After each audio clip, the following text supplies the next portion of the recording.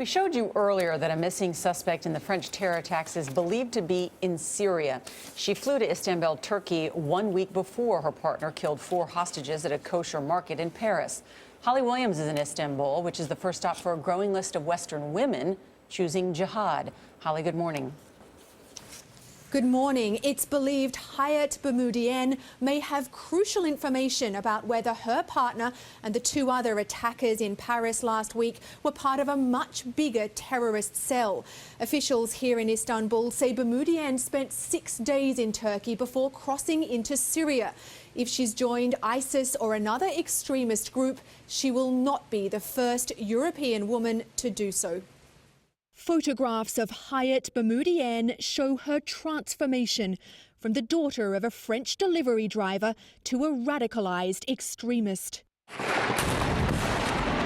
If the 26-year-old is now with a jihadist group in Syria, she joins scores of young Muslim women from Europe who have travelled to the war-torn country to join ISIS and Al-Qaeda.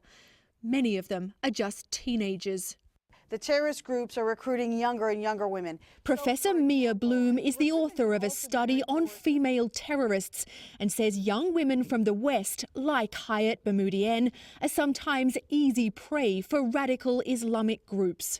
They can't read Arabic. They can't go to the original sources. They can't put up a fight when someone says, oh yes, this is permitted in the Quran. They don't know to say, no, it's not.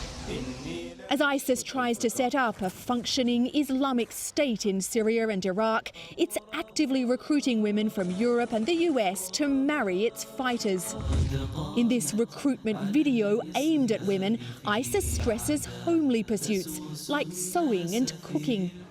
But historically, there are many examples of women playing more violent roles.